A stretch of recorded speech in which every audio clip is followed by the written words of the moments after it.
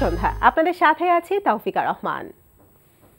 প্রিয় দর্শক শ্রোতা, সবাইকে স্বাগত জানাচ্ছি শুভ সন্ধ্যার আজকের আয়োজনে। শুভ সন্ধ্যা থাকছে চলতে থাকা প্রদর্শনী, এনটিভি হাইলাইটস এবং সঙ্গীত শিল্পী পলির সঙ্গে আলাপচারিতা। প্রথমেই চলতে থাকা প্রদর্শনী।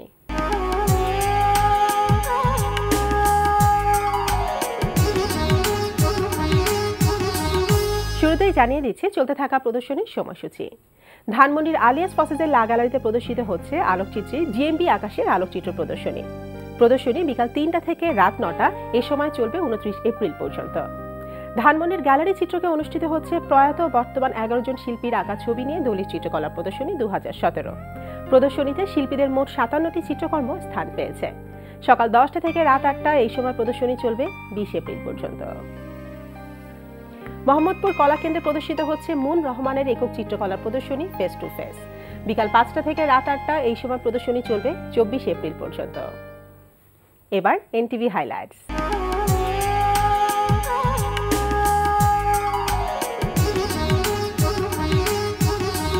এবার জানিয়ে দিচ্ছি কি কি থাকছে এনটিভির রাতের অনুষ্ঠান মালায়। সন্ধ্যা 6টা 45 মিনিটে থাকছে শিশুতোষ নাটক টাটা টাইম মেশিন। একটা খবরের কাগজ কিনবে? খবরের কাগজ কিনে কি করব? বাসায় আছে। আরেকটা নাও, অনেক গরম গরম খবর আছে। গরম খবর? খবর গরম হয় কেমন করে? হয়, খবর অনেক গরম হয়। একটা কেনো, আমার দুপুরে খাওয়া হয় নাই। দুপুরে খাও নাই? আমাদের কাছে পয়সা নেই, 3 জন মিলে একটা আইসক্রিম কিনবো।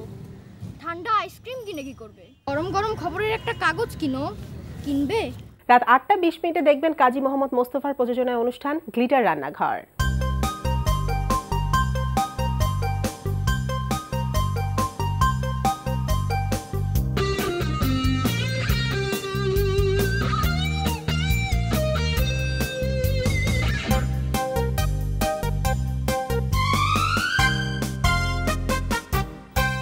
রাত 9টায় প্রচার হবে ওয়াহিদুল ইসলাম শুভ্র প্রযোজনায় অনুষ্ঠান স্টাইলস অ্যান্ড ট্রেন্ডস।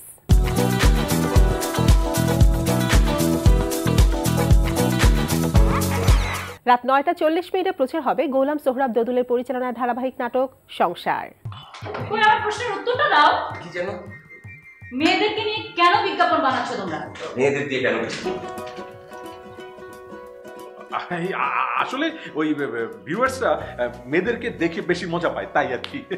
মজা পায় মানে? মজা পায় মানেটা কি? হ্যাঁ, এটা তো মেয়েদের জন্য রীতিমতো অপমানজনক ব্যাপার। হ্যাঁ, মেয়েরা কি শুধু মজা দেওয়ার জন্য জন্মেছে নাকি? মজা দেওয়ার জন্য? হ্যাঁ, নো নো নো। রাত 11টা 30 মিনিটে রয়েছে গল্পকথার নাটকের 13তম পর্ব। তোর লেখাপড়ার ক্ষমতা আমার নেই? আমি তা বলিনি। মানে তো তাই দাঁড়ায়। যদি সেরকমই ভাবো, আমার কিচ্ছু করার নেই। লেখাটি আজকেই পত্রিকায় বেরিয়েছে এবং সেটা পড়তে তোমাকে কেউ অনুরোধ করেনি, সুতরাং এই নিয়ে তোমার মন্তব্য করার কোনো প্রয়োজন নেই। তা থাকবে কেন? প্রথম প্রথম যখন লিখতে তখন তো কেউ 2 লাইনও পড়তো না। রাত 12টা 10 মিনিটে রয়েছে টক শো এই সময়।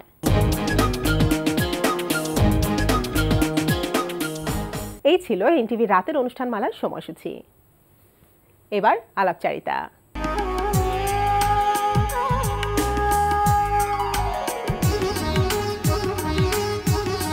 প্রিয় দর্শক, আমাদের আজকের অতিথি সঙ্গীত শিল্পী পলি। সঙ্গীত নিয়ে ব্যস্ততা সম্পর্কে জানতে চলুন কথা বলি তার সঙ্গে।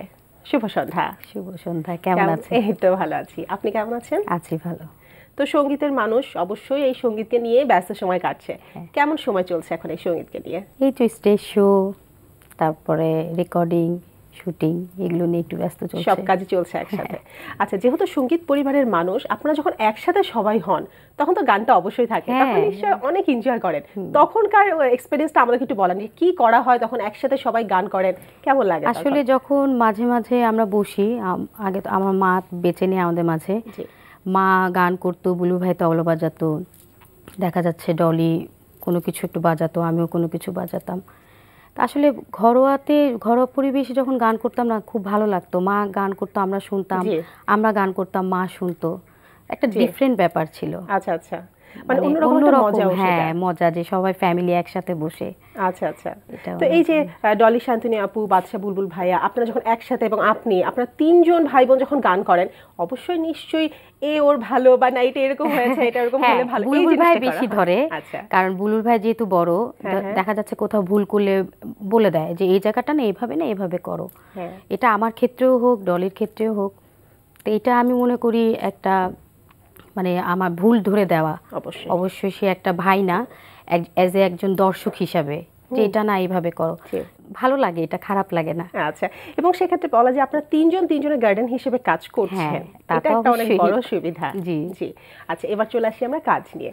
যে আমরা এখনো দেখছি, কিছুদিন আগেই বের হয়েছে আপনার একটা মিউজিক ভিডিও বের হয়েছে এবং ফোক গানের বেশ সাড়া পাচ্ছে, এখন আমরা দেখতে পাচ্ছি, সেটা সম্পর্কে একটু জানতে চাচ্ছি প্রথমে। এই ফোক গানটা প্ল্যান ছিল অনেক দিন ধরে, তো হঠাৎ করে মিউজিক ভিডিওটা আমি এই গত বছরই করা, পরে ছেড়েছি গত মাসে।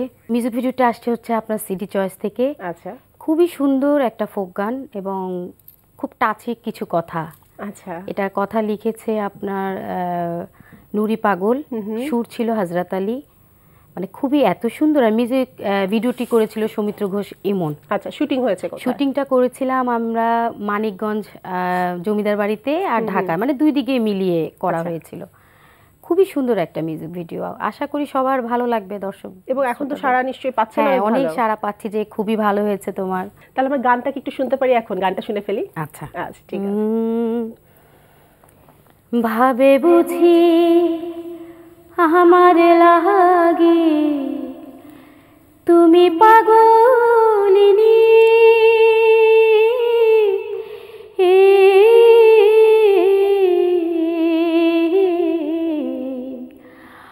আমি মরলে তুমি আমার সঙ্গে যাইবানি, আমি মরলে তুমি আমার সঙ্গে যাইবানি।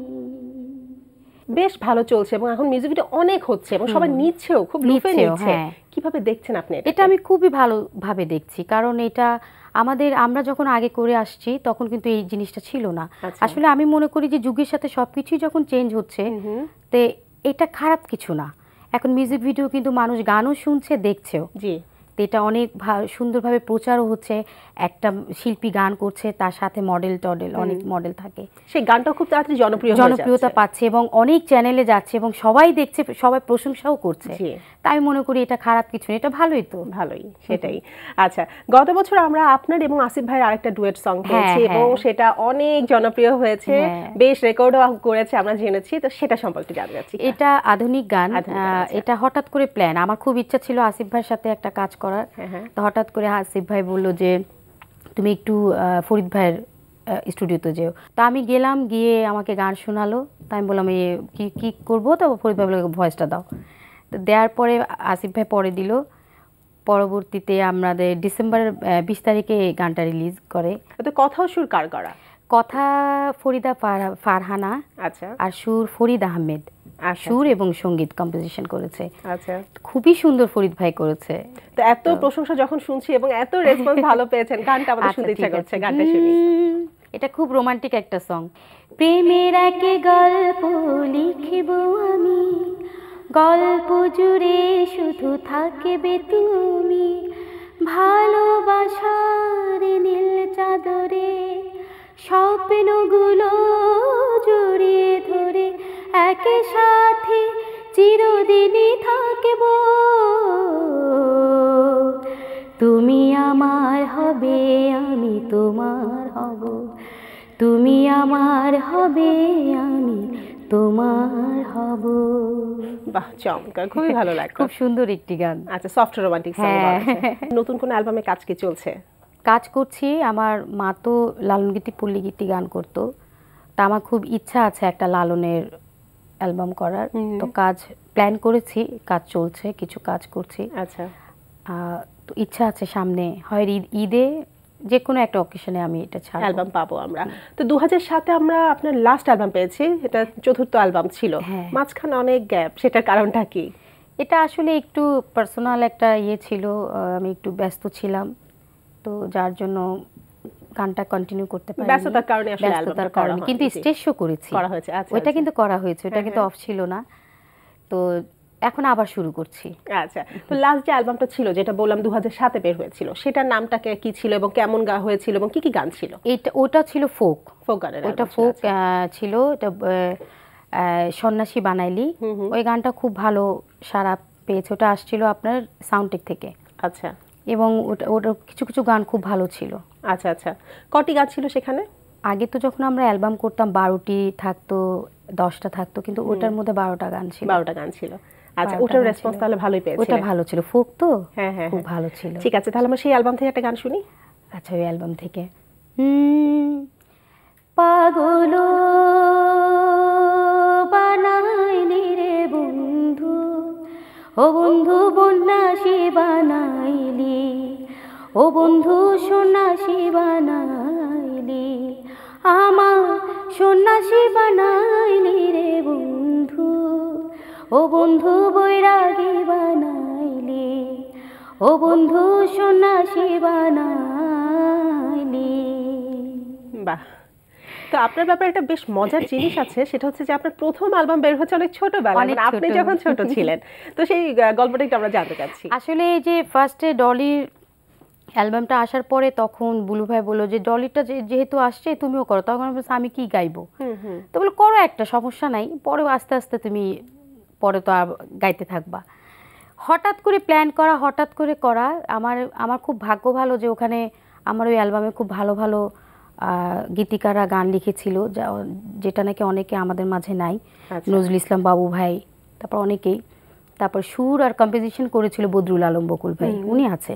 আচ্ছা, তো অ্যালবামটা মানে হঠাৎ করে আসা এত ভালো মানে হয়েছিল, ওই থেকেই ধাপে ধাপে ধাপে ধাপে আসা। আচ্ছা, তো প্রথম অ্যালবাম ছিল, বয়স তখন কম ছিল, একটা অন্যরকম অভিজ্ঞতাও নিশ্চয় ছিল, কারণ প্রথম অ্যালবাম কিন্তু একটা অন্যরকম ব্যাপারও থাকে, আবার ভালো ভালো মানুষের সাথে কাজ করার সুযোগ আপনার হয়েছিল, সেই এক্সপেরিয়েন্সটা কেমন ছিল?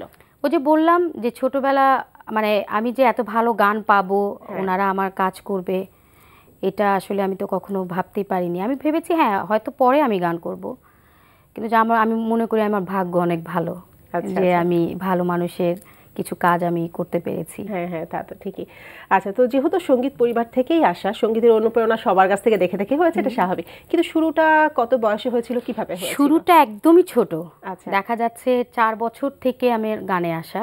ফার্স্ট হাতে খড়িয়ে হচ্ছে আমার মায়ের কাছ থেকে। মায়ের কাছ থেকে তো ছোটবেলা থেকে যখন গান করতাম, মায়ের হাত ধরেই গান করতাম, মায়ের হাত ধরেই পথ চলা, মায়ের হাত ধরে এই পথে আসা। আচ্ছা, ছোটবেলায় আমি জাতীয় শিশু শিল্পী পুরস্কার পেয়েছি শিশু একাডেমি থেকে 4 বছর বয়স থেকে। তখন ফার্স্ট হয়েছিলাম পল্লীগীতি গানে। জি জি, যে ছোট একটা মেয়ে, আমি শাড়ি পরিয়ে, আমাদের দেশ পাবনা থেকে ঢাকা যখন আমরা চলে আসলাম, তো ওই পল্লীগীতি বা হাতে বাজিয়ে গান করছি, তা একটা অন্যরকম একটা ফিলিংস ছিল সেটাই। তো ফার্স্ট হয়েছিলাম ওই গানে। আচ্ছা আচ্ছা, ফার্স্ট হওয়ার পরে তারপরেই তো ধাপে ধাপে আস্তে আস্তে আজকে এই পর্যায়ে আসা।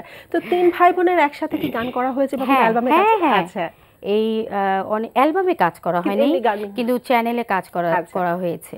তো দেশের বাইরে যখন স্টেজ শো করে থাকেন, প্রবাসী বাংলাদেশে যারা আছে তাদের রেসপন্স তো অন্যরকম থাকে। খুব অন্যরকম, মানে কি আমরা যখন বাংলাদেশ থেকে যাই, ওরা ওদের এত দেখে আনন্দ দেখি, এবং ওরা সবাই তো বাংলা গানই শুনতে চায়, আর আমরা যখন বাংলা গান গাই তখন ওরা এত এনজয় করে গানটাকে, যে মনে হয় কি ওরা মনে কাছেই বাংলাদেশে শুনছে, আর আমাদেরও মনে হয় যে আমি বাংলাদেশে নাই, মানে বিদেশে নাই, বাংলাদেশে গান করছি, এত আপন করে নেয় আর কি, এবং এত ওরা মজা করে, তখন খুব ভালো লাগে যে আমার বাংলাদেশের সংস্কৃতিটা যে এত সুন্দর করে আমরা প্রেজেন্ট করি, আর ওরা যেভাবে নিচ্ছে খুব ভালো লাগে। তখন মনে হয় না যে কোথাও শো করতে আসছি, অন্যরকম একটা ফিলিংস কাজ করে। তো ফিল্মেও তো কাজ করা হচ্ছে? করেছি, অনেক আগে করেছি, এখন করা হচ্ছে না। আমার ফার্স্ট ফিল্মের গান প্রথমেই আমাকে গান করিয়েছে, সেটা হচ্ছে শওকত আলী ইমন ভাই। ওনার ফিল্মে গান করেছি, এই থেকে ফার্স্টে আমার ফিল্মে আসা। তাহলে এই যে প্রচুর মাধ্যমে, সব মাধ্যমে গান করা হয়েছে, প্রচুর গান করা হয়েছে এখন পর্যন্ত, তো জানতে চাচ্ছি একটা জিনিস, যে আগের সেই গান আর এখনের গানের মধ্যে অনেকেই বলে থাকে পার্থক্য তো আছে, বা আগের যে গানগুলো ছিল সেই গানগুলো কিন্তু আমাদের মনে এখনো গেঁথে আছে, কিন্তু এখন কিন্তু প্রচুর গান হচ্ছে, আগের থেকে অনেক বেশি, শিল্পীও বেড়েছে, গানও অনেক হচ্ছে, কিন্তু হয়তো আগের মতো সেই গানগুলো না টাচই হচ্ছে না, মানে গেঁথে থাকছে না। এটা কি মনে হয় আপনার? আগে যেরকম আলাউদ্দিন ভাই, শ্রদ্ধেয় আলাউদ্দিন ভাই, আমাদের মকসুদজামিল মিন্টু ভাই, শেখ সাদি ভাই, এরা সবাই তো, ওনারা তো অনেক বড় মাপের মানুষ অবশ্যই, এবং তারা যখন কাজ করেছে তাদের ধারাটা ছিল ডিফারেন্ট, আর এখনকার ধারাটা কিন্তু একটু ডিফারেন্ট। তো ওই ধারার সাথে এই ধারার কোনো মিল এখন খুঁজে পাওয়া যায় না। তারপরও যে কাজ খারাপ হচ্ছে তা না, হচ্ছে, কিন্তু আগেরটা যদি এখন আমরা ফিল করি তাহলে দেখা যাচ্ছে যে ওই জিনিসটা তো আর আসবে না। আর সময়ের পরিবর্তনের সাথে সাথে সবই পরিবর্তন হচ্ছে, স্বাভাবিক। তাই মনে করি যে এখনো খারাপ গান যে হচ্ছে তা না, সব অনেক ভালো গান হচ্ছে এবং ইনশাআল্লাহ আরো ভালো হবে। জি, আমরা সবাই সেটা আশা করছি। আচ্ছা, অনুষ্ঠানে একেবারে শেষ পর্যায়ে চলেছি, সব শেষে আরেকটা গান শুনতে যাচ্ছি, আপনার পছন্দের একটি গান। কোন গানটা? আমার ফার্স্ট অ্যালবামের যে গানটি আমার খুব পছন্দের একটি গান ছিল, ওই গানটি দিয়ে আমি। ঠিক আছে। আচ্ছা, এমন একটি পাখি আমি চাই, যে পাখি উড়তে জানে না, তার দুঃখে যদি পাহাড়ে গড়ে, ওই পাহাড়ের ঝরনা হলে দুঃখ নেই, এমন একটি পাখি আমি চাই, যে পাখি উড়তে জানে না। বাহ, চমৎকার। শুভ সন্ধ্যা আসার জন্য অনেক অনেক ধন্যবাদ। আপনাকেও অনেক ধন্যবাদ, এনটিভিকেও অনেক ধন্যবাদ আজকে আমাকে এখানে আমন্ত্রণ করার জন্য। প্রিয় দর্শক, কথা কথা আমরা চলে এসেছি অনুষ্ঠানের শেষ প্রান্তে। আমাদের সঙ্গে যোগাযোগের ঠিকানা প্রযোজক শুভ সন্ধ্যা, এনটিভি বিএসসিসি ভবন, 7 তলা, 102 কাজী নজরুল ইসলাম এভিনিউ, কারওয়ান বাজার, ঢাকা 1215। আমাদের ইমেল অ্যাড্রেস shubhosandha@ntv.com। প্রিয় দর্শক, এনটিভিতে সম্প্রচারিত সংবাদ ও অন্যান্য সকল অনুষ্ঠান দেখতে লগ ইন করুন www.ntvbd.com। সবাই ভালো থাকুন, নিরাপদে থাকুন। শুভ সন্ধ্যা।